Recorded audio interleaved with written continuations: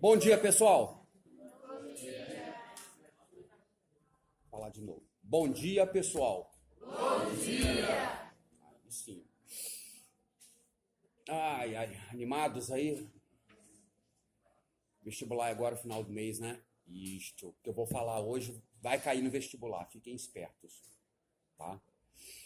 Na aula passada, tá? Embora eu não ter trabalhado sistematicamente ponto por ponto, mas eu trabalhei, tá? Falei de todos os pontos, pelo menos os principais pontos do Marx. Hoje vamos entrar no Kant, tá? A ética kantiana.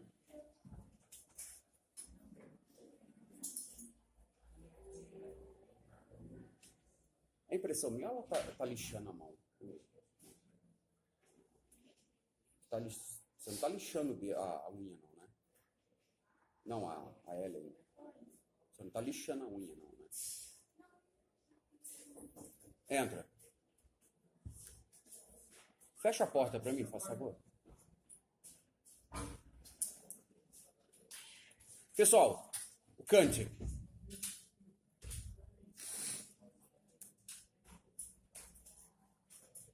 O Kant foi considerado como um pensador iluminista. Kant, embora tenha sido considerado um filósofo iluminista, Kant, ele foi um pensador que marcou fundamentalmente a história da filosofia moderna. Quando eu digo que Kant marcou fundamentalmente a história da filosofia moderna, estou dizendo que o Kant ele foi considerado como um pensador divisor de águas, ou seja, enquanto pensador divisor de águas, enquanto filósofo divisor de águas, nós dividimos a filosofia em período pré-kantiano e pós-kantiano. A questão é que, no que diz respeito ao Kant, né, ele, enquanto pensador nato, enquanto pensador considerado como divisor de águas, o Kant foi também um escritor fecundo. E quando eu digo que o Kant foi um escritor fecundo, eu estou fazendo referência às obras, tá, que ele produziu. O Kant produziu inúmeras obras, desde política, ética, estética, até a teoria do conhecimento. Quando nós falamos em Kant, nós falamos em fases, ou seja, a fase pré-kantiana e a pós-kantiana, e a fase kantiana, propriamente dita, ou seja, a fase pré-crítica e a fase crítica. Na fase pré-crítica, o Kant ele faz uma leitura de David Hume. Embora tenha sido filósofo iluminista, quando ele faz uma leitura do empirista David Hume, o Kant ele entende que o David Hume tem lá suas carradas de razões no que diz respeito a alguns elementos relacionados à teoria do conhecimento. Quando o Kant ele faz essa avaliação, essa análise dos empiristas, principalmente de David Hume, aí Kant começa a escrever algumas obras, e essas obras elas resultam nas chamadas críticas. E aí começa a fase crítica kantiana. A questão é que, quando nós falamos em fase crítica kantiana, faz-se necessário que se entenda ou que seja entendido que, no que diz respeito às críticas, Kant escreveu a crítica da razão prática, crítica da razão pura e a crítica do juízo. A questão é que, no que diz respeito à sua ética, ele fala da sua filosofia moral em sua crítica da razão prática. Por quê? Na crítica da razão prática, porque a nossa ação ela aponta para uma praxis. Segundo Kant, as nossas ações elas devem ser praticadas, ou seja, elas apontam para uma prática. A questão é que quando nós falamos em ética kantiana, nós estamos automaticamente falando numa ética deontológica. Nunca se esqueçam disso. Ética deontológica. Deixa eu escrever aqui no quadro. Deontológica. Ó, gente. Deontológica. O que significa essa palavra na boca de Kant? Ética deontológica. Significa que a ética deontológica para Kant é a ética do dever. O dever está acima de tudo para Kant. E é aqui que reside a essência do pensamento ético kantiano. A essência do pensamento ético kantiano está aqui na ideia de dever. Kant começa a falar na sua crítica da razão prática, porém ele estende esse conceito de ética, sua filosofia moral, também em outra obra, cujo título é A Fundamentação.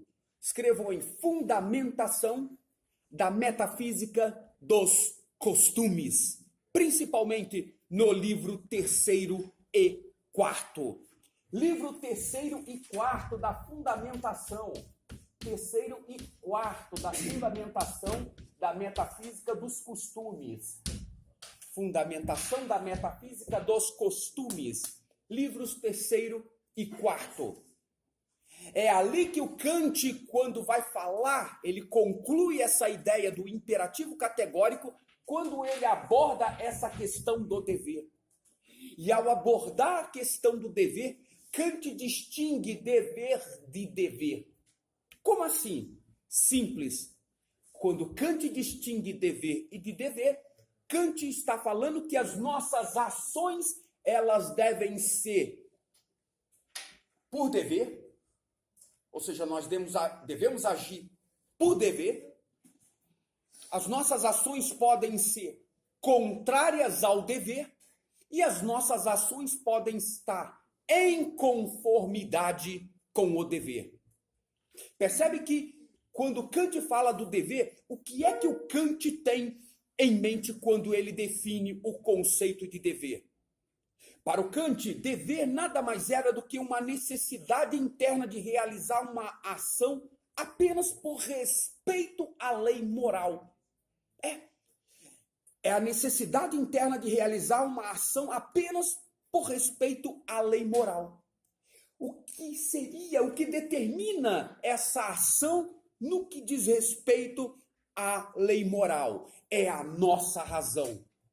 É a razão que deve determinar a nossa ação para o Kant. Segundo Kant, o dever liberta o homem das determinações às quais ele está submetido. O dever impõe ao homem a limitação dos seus desejos e o obrigam a respeitar as leis morais determinadas pela razão. Kant vai muito mais além. Kant, ele elabora o seu sistema ético a partir de quê? A partir de algumas máximas. E essas máximas, segundo o Kant, elas devem ser universalizadas para que elas possam se transformar numa lei universal. Ou seja, para que elas possam se transformar em imperativo categórico. A primeira máxima, qual máxima é? Age de tal maneira para que a máxima da tua ação possa se transformar numa lei universal. É o que o Kant está dizendo. Age de tal maneira para que a máxima da tua ação possa se transformar num imperativo categórico.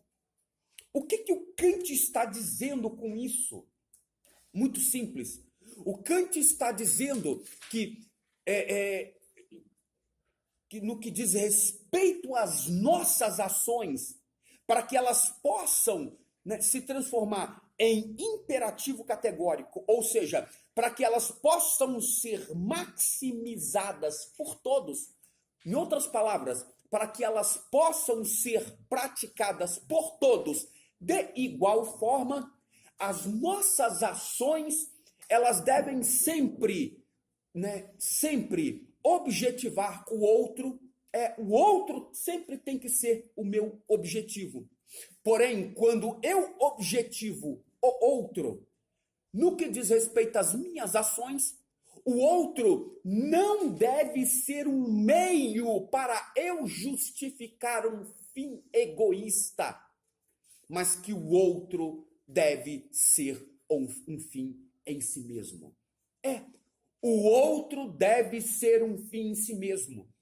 Quando eu ajo, ao agir, eu transformo a humanidade do outro como um meio para eu justificar um fim, a minha ação, ela não pode ser considerada como uma ação moral, e sim uma ação egoísta. Segundo Kant, quando eu for agir, e é isso que ele está dizendo, eu não devo agir para mostrar para o outro que a minha religião manda eu agir desta forma. Amai-vos uns aos outros assim como eu vos amei. Quando fizerdes o bem a alguém, o que uma mão faz, a outra não deve ficar sabendo. Ou seja, quando eu olho para as Sagradas Escrituras e ajo em conformidade com as Sagradas Escrituras, ou seja, a partir daquilo que as Sagradas Escrituras está dizendo, ou está determinando como eu devo agir, segundo Kant, quando eu ajo em conformidade com as Escrituras, as minhas ações não são ações de todo moral. Por quê? Porque quando eu estou agindo segundo o que a Bíblia está determinando, ou segundo o que a Bíblia está dizendo, ou segundo aquilo que a Bíblia está mandando eu fazer, eu estou usando o outro como um meio para eu justificar um fim egoísta. E que fim egoísta é esse? Agradar a Deus. Vou fazer o bem ao meu próximo, por quê? Porque eu quero agradar a Deus. Vou fazer o bem ao meu próximo porque o cristianismo assim determina que eu haja. Percebe que Kant, ele diz que, no que diz respeito a este tipo de ação, ela não é de todo moral. A pergunta que eu faço é, sejam sinceros, sejam muito sinceros. Quando você age segundo o que a Bíblia está determinando, conforme a Bíblia está mandando você agir, lá no seu íntimo, quando você está agindo, quando você está fazendo algum bem, seja lá para quem quer que seja, lá no teu interior, você não percebe que a tua ação está sendo egoísta? Você não consegue perceber que você está usando o outro? Sim. Vou fazer o bem porque quero angariar benécias no reino de Deus.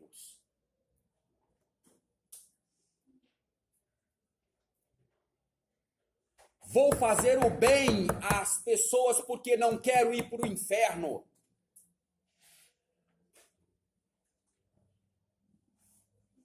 Jesus manda eu fazer o bem às pessoas. Jesus manda eu ser solidário para com as pessoas. E se eu não cumprir esta ordem de Jesus, eu vou para o inferno. Sejam sinceros. O outro não é um fim em si mesmo.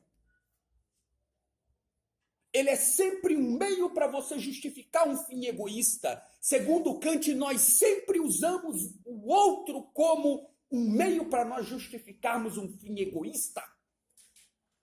O outro, segundo Kant, nunca é um fim em si mesmo para nós. Sabe por quê? Porque, segundo Kant, nós possuímos uma natureza fundamentalmente egoísta.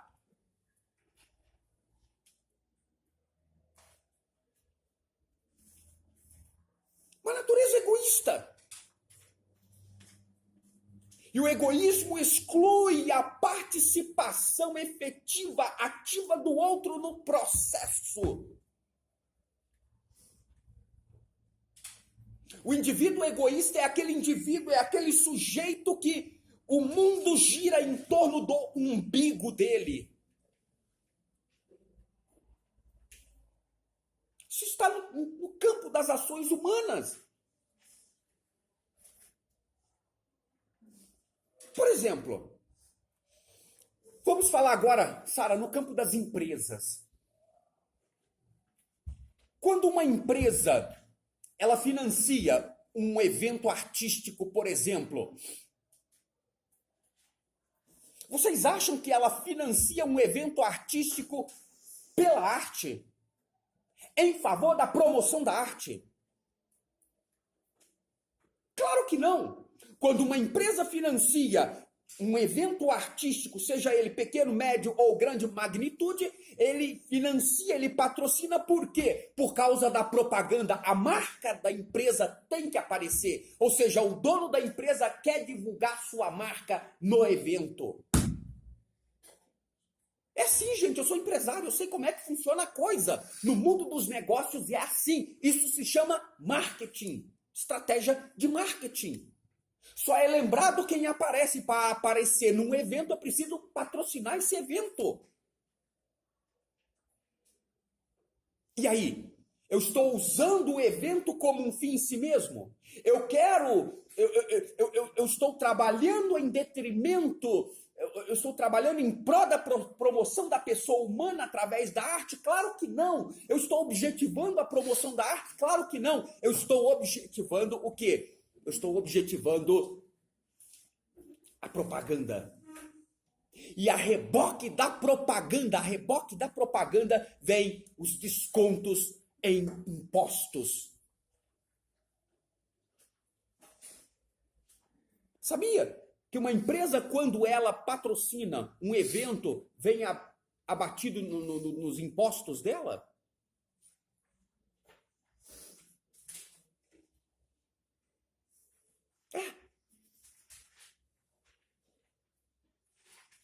Da mesma forma, é uma ONG. Quando uma ONG ela está trabalhando ali em prol da promoção da pessoa humana, na grande maioria das vezes, a pessoa que está sendo assistida através dessa ONG é apenas um meio para justificar um fim egoísta. Que fim egoísta é esse? Arrecadação de verbas, donativos.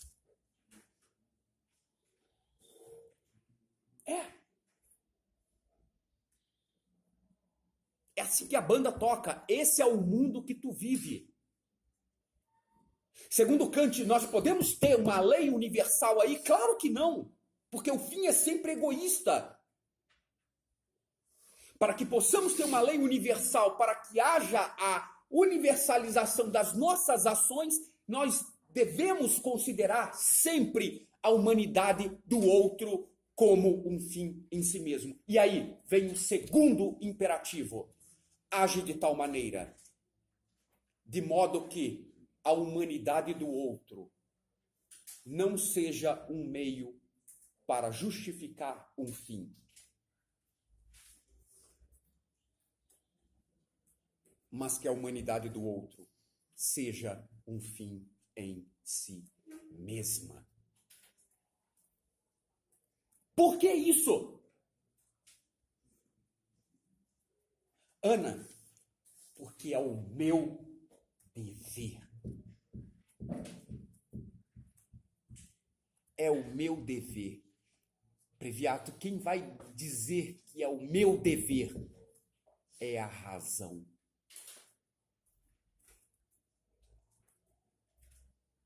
É a razão que deve determinar a minha ação.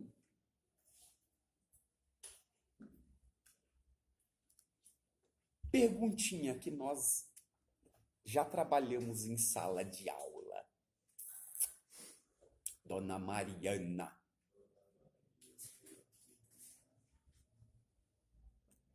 Quando ele faz esse tipo de asseveração, ele está vislumbrando quem? Que pensador? A minha ação deve estar determinada pela ação, pela razão.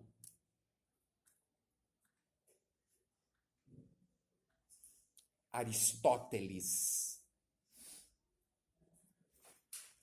Aqui nós temos uma influência de Aristóteles.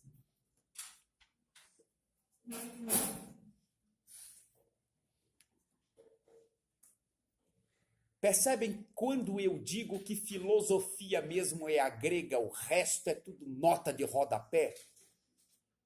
Eu tenho lá minhas carradas de razões. Nenhum pensador na história da tradição se desvencilhou por completo dos gregos. Depois que o primeiro grego passou por aqui, o mundo nunca mais foi o mesmo. Eles transformaram a história da civilização ocidental. Por quê? Porque são eles quem lançam as bases, os pilares da civilização ocidental, sob todos os aspectos. Sem exceção. É o meu dever fazer isso.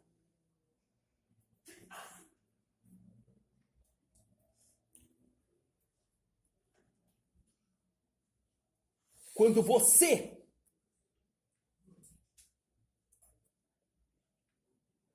fizer o pedido de namoro para uma moça, quando você fizer um pedido de namoro para um rapaz,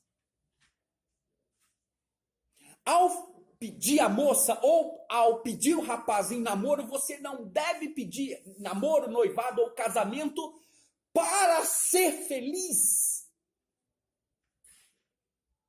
Vou me casar porque eu quero ser feliz. Eu quero reconstruir a minha vida, ou eu quero construir a minha vida. Eu quero ser feliz, eu mereço ser feliz. Não, você não deve, segundo Kant,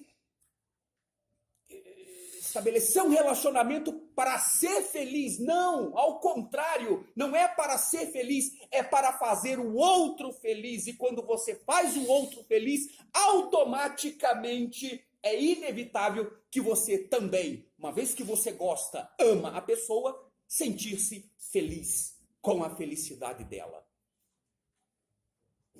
Está claro isso para vocês, gente? Estão entendendo através de exemplos o que o Kant está dizendo?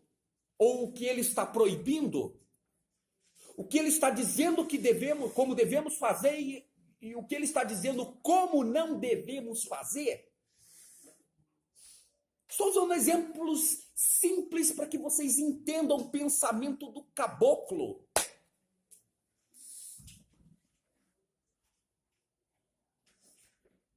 Porém, lá na terceira fundamentação, terceira e quarta, quando ele faz referência à questão do dever, o Kant ele é muito direto, ou seja, dever. As nossas ações, elas devem ser, escrevam aí, primeiro, por dever.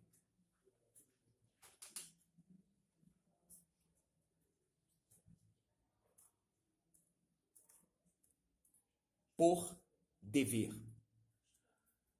Primeiro, o que o Kant está dizendo? Que as nossas ações por dever, elas devem ser ações independentemente das consequências.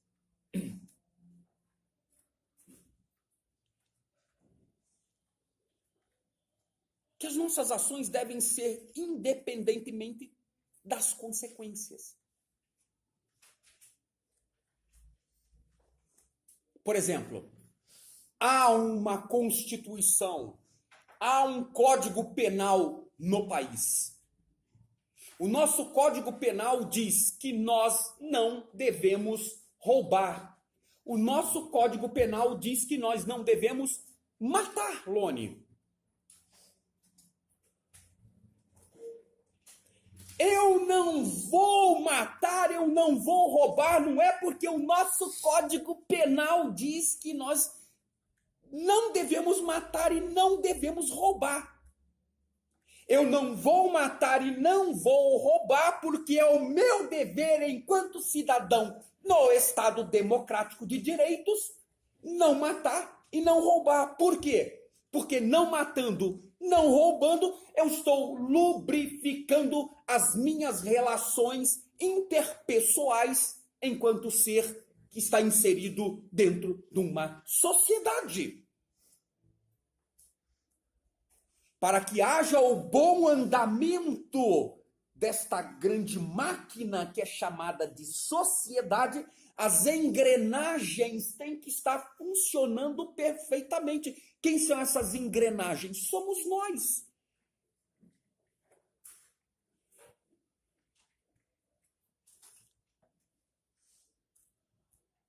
Percebe? Eu não vou fazer isso porque não é porque tem uma lei que diz, caramba, que eu não devo fazer. É porque é o meu dever, caramba, não fazer. Consegue entender isso, gente?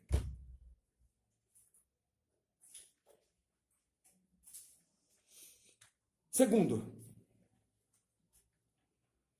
as nossas ações devem estar em conformidade com o dever. As nossas ações devem estar em conformidade com o dever. Ou agimos em conformidade com o dever.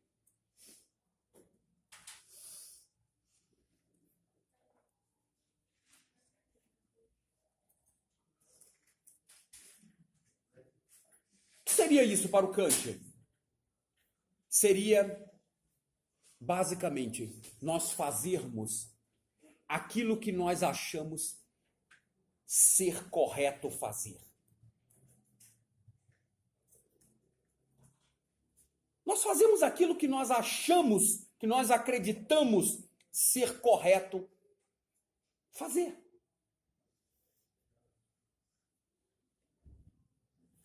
Normalmente as ações em conformidade com o dever são ações legais. Ou seja, eu não vou fazer tal coisa, eu não vou matar, eu não vou roubar, porque o Código Penal diz que eu não devo matar e não devo roubar. As nossas ações estão apoiadas numa certa legalidade? Sim, está apoiada numa certa legalidade. Sim, elas estão apoiadas lá. Porque a lei diz, olha, não mate e não roube, então eu não vou matar e não vou roubar, caramba. Mas a questão é que nem tudo aquilo que é legal é moral.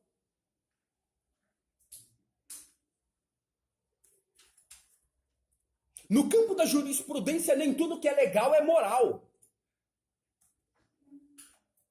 E aí? A moralidade da ação, segundo Kant, quando nós agimos em conformidade com o dever? Claro que não. Por que não há moralidade da ação, segundo Kant? Porque quando nós agimos em conformidade com o dever, as nossas ações são ações egoístas. Por quê?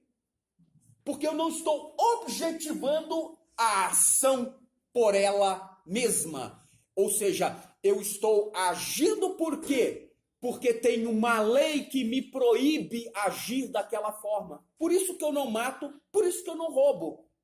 No meu íntimo eu quero matar e quero roubar, mas como tem uma lei que a reboque dela há penalidades decorrentes em virtude da transgressão da mesma, então eu não vou fazer isso.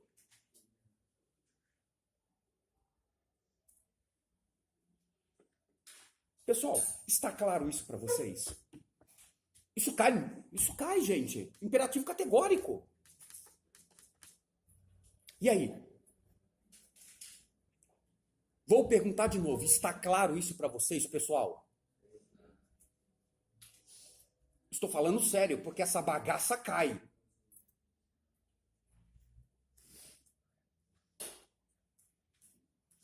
Se por um lado as nossas ações são ações por dever e em conformidade com o dever, por outro lado, terceiro, contrárias ao dever.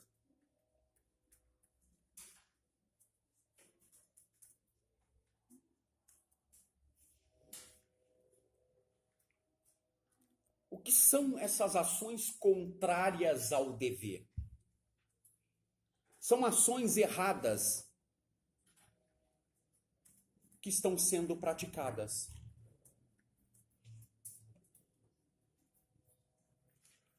São ações erradas contrárias que estão sendo praticadas. Contrárias ao quê? Ao dever, que estão sendo praticadas, Scheller. Ainda, mesmo exemplo. A lei diz, a lei nos proíbe matar e roubar. A lei diz que se eu matar e se eu roubar, dependendo do crime que eu cometer, dependendo da natureza do suicídio, se ele for triplamente qualificado ou não, dependendo da natureza do crime doloso, eu vou pegar X anos de cadeia. Dependendo da natureza do crime, da gravidade, melhor dizendo, do crime. Há um crime normal, segundo o Código Penal, mas também há aquele homicídio triplamente qualificado. Percebe que o triplamente qualificado, ele requer uma penalidade muito maior? Quem vai fazer direito aqui, ó, o pessoal do direito, vocês vão ver isso. Ambos a dolo. Em ambos há aquilo que o Aristóteles chama de animus necandi, ou seja, vontade de matar. Em ambos, porém, eles são distintos no que diz respeito à gravidade. Por que há determinados crimes que são levados a júri popular e outros não? Percebe que o crime lá da Suzane Richthofen e dos Nardones foram a júri popular, mas do Bruno também foi a júri popular, porém outros não. Por que uns vão a júri popular e outros não? Porque são figuras públicas? Não. Quantos e quantos e quantos julgamentos de pessoas comuns por aí, que nós sequer conhecemos, que vão a júri popular, e outros não. Por quê? Por causa da gravidade do crime. A lei diz, se eu matar, dependendo da natureza do crime, eu vou pegar X anos de cadeia. A lei diz que eu não posso matar, porque se eu fizer isso, eu vou pegar X anos de cadeia. Eu vou lá e faço.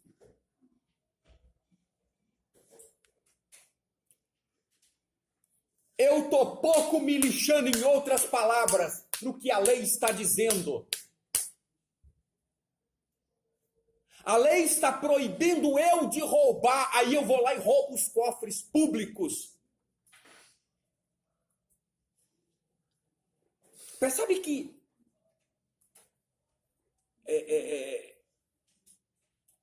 agir contrário ao dever é saber que existe uma lei e, mesmo sabendo que existe uma lei, eu estou agindo contrário a esta lei, ou seja, eu estou ignorando esta lei. É isso que o Kant está dizendo, que agir contrário ao dever é saber que há uma norma a ser seguida, tá? E eu sei que existe uma norma a ser seguida e simplesmente ignoro esta norma. Com isso, Kant, ele é contrário às leis? Não. Kant não é contrário às leis. Kant entende que as leis, elas devem existir por quê? Porque são as leis, em outras palavras, que regulam a conduta do indivíduo. E ele vai falar da importância das leis quando ele estiver falando de sua filosofia política lá na A Paz Perpétua. As leis são importantes, as leis devem existir, porque elas que dão sentido à ação. Porém, eu não devo agir somente segundo o que a lei determina. Eu devo agir segundo o que a razão determina, segundo o que a razão mande eu fazer. O imperativo categórico nada mais é que a universalização das nossas ações. Ou seja, quando alguém vê eu agindo por dever, também agirá. O outro também agirá. O outro também agirá. Ou seja, quando nós menos percebermos, todos estarão agindo por dever. Todos, de igual forma, estarão agindo por dever. Pessoal, ficou claro isso para vocês? A ética kantiana? Se por um lado o Kant fala do imperativo categórico, por outro lado, Kant também fala do hipotético. O que é o imperativo hipotético para o Kant?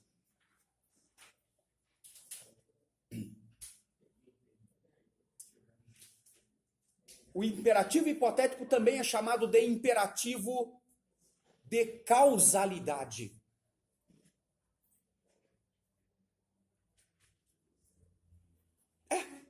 Eles também é um imperativo de causalidade. Por que é um imperativo de causalidade?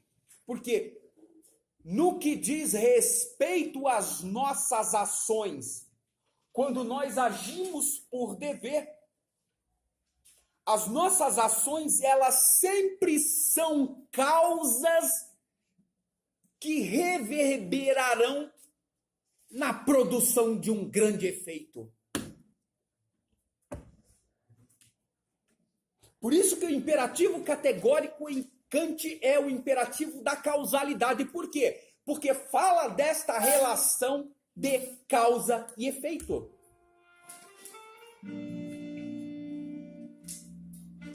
Fala da nossa relação de causa e efeito. Ou seja, as nossas ações, enquanto causa, sempre irão produzir efeitos.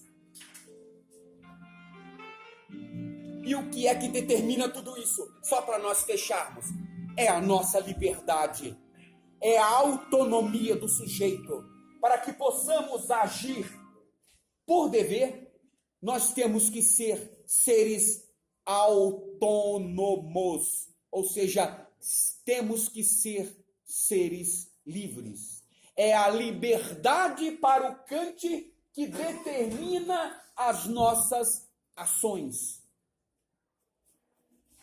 É a liberdade, em outras palavras, para o Kant, que fazem com que nós hajamos por dever.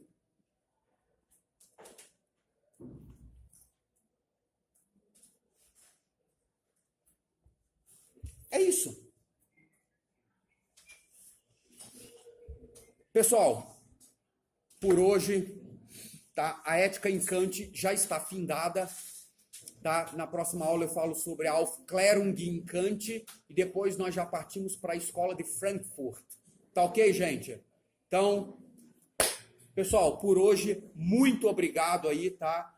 E até a próxima nesse mesmo bate-lugar, nessa mesma bate-hora. Oi?